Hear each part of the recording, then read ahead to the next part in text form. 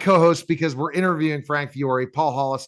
Paul, we have an amazing guest. We're going to talk cyber kill, but we're also going to talk singularity. How are you, Paul? I'm doing great, and welcome, Frank. For those who don't know, is a multi-genre, Okay, multi-talent, multi-everything kind of a guy, and a great writer. and Paul is dealing with the eclipse. Guys, the eclipse came 3 days early. Get to Ohio, get to Paul's house.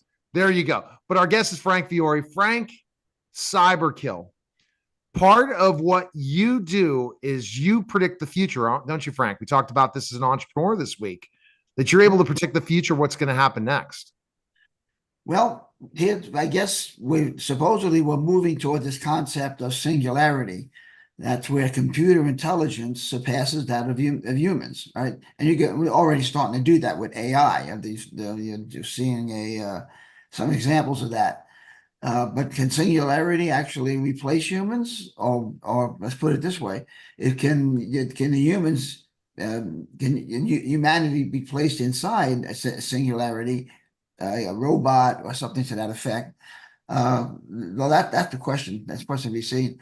Um, there's the philosophical question about the singularity and intelligence is that human beings are made up of not just intelligence, and there's an emotional aspect to us, and that emotional aspect directs the narrative of the intelligence, and if you have people programming the singularity or setting it out to let it become itself, to let it grow into whatever we want to become. And if you miss out on the emotional background, then you're not really creating a human replacement. You're creating some sort of cold hard intelligence that's going to that's not necessarily going to replace the human intelligence if you don't get that emotional content in along with it. And that's so key. You're so right about that. Is will there be singularity to the point where AI of artificial intelligence being more intelligent than us? I had a conversation with one of my clients on this his book's coming out, cannot mention his name right now till I will at one point. And he said to me, Neil, it will. Elon Musk says it will. And that means, can we, if we're not as intelligent as AI, as robots, Frank, how do we survive, eat anything when we reach this in about 10 years? Well, again, it's to quote Arthur C. Clarke, said, humanity is going to invent artificial intelligence someday, and that'll be the last thing it would be allowed to invent. So do you see the threat that's there?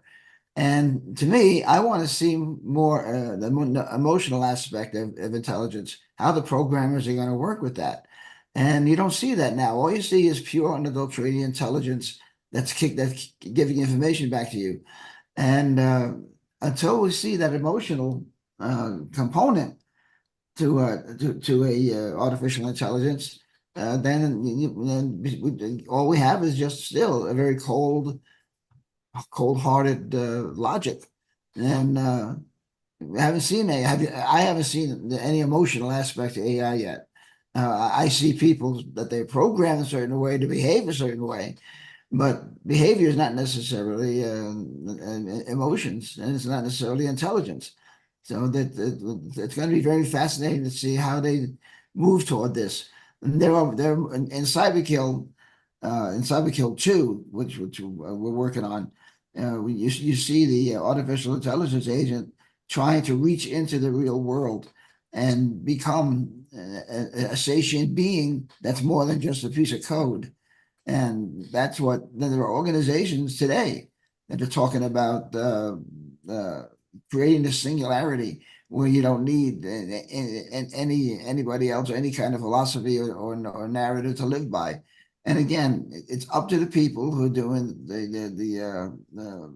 who are doing the programming to see what they're going to come out with. Even there are scenes of where they're asking about love and about attractions and things like that. And the results are very, very, very cold and surprising. And trying to define love and what they and what that AI thinks it Right. is. Yeah. Yeah. And it's like, oh man, because what will happen? Why is Elon and Altman so hell bent thinking we're in trouble? Yes, jobs are going to be eliminated. However, people are going to evolve and become more efficient. My concern for anyone watching and listening to this right now is if they say, I don't like AI, I'm going to ignore AI, you're going to become a dinosaur. You will become a dinosaur. It's the same thing. You know what? That email thing, I don't know if I want to use that email thing. Well, if you didn't do that email thing, you would have been left behind. Same thing with the computer. I think that our schools are going to have to change the way we teach kids. I think that we're going to have to teach people that are doing just manual labor and never building intelligence that you're going to be replaced because we're going to replace you with a robot. So our schools cannot have these people we're going to track that are good with their hands anymore. They're going to have somebody managing them that's good with their hands. You know what I mean? Yeah, I mean, it's the if you move toward that singularity where it says that humanity doesn't have control over it anymore, I don't know. I don't know. I mean, I don't think we're going to get into a situation where whatever we create is going to superimpose their will upon the human people that made it. There's a lot of science fiction stories about that, movies and what it's supposed to look like. But when it comes right down to it, you have to, you may be able to pull the plug if necessary. But I don't know. I don't know how they're going to get, again, going back to what I said before, I don't know how they're going to interweave the emotion into it because you human beings do not are just not computers.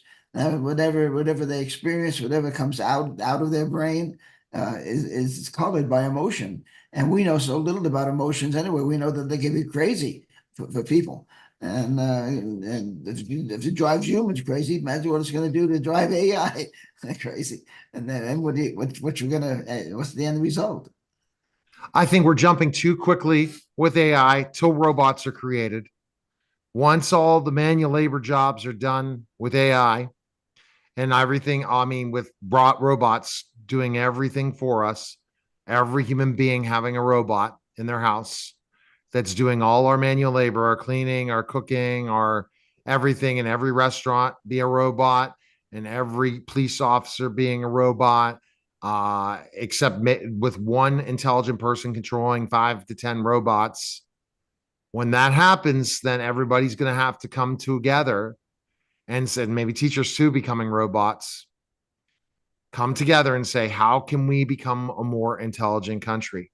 How can we know that when we go to school, we have to go strive for the most amazing intelligence, but also the most amazing ability to lead. If we aren't creating leaders, the leaders are the only ones going to be around. Everyone else is going to just sit at home. They made a comment. One guy was like, billionaire says, well, you know what? Most people are just going to sit at home and get a check. While AI and robots will be doing everything. What purpose is that to live?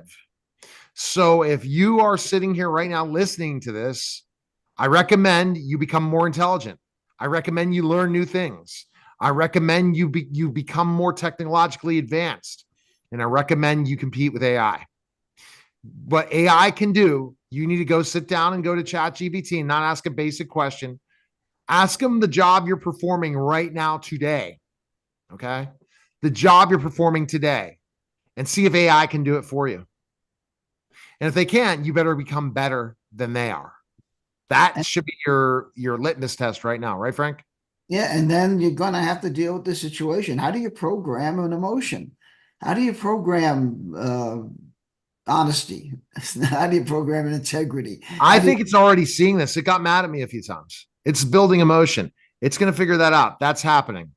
All Yeah, right. but how is it going to respond?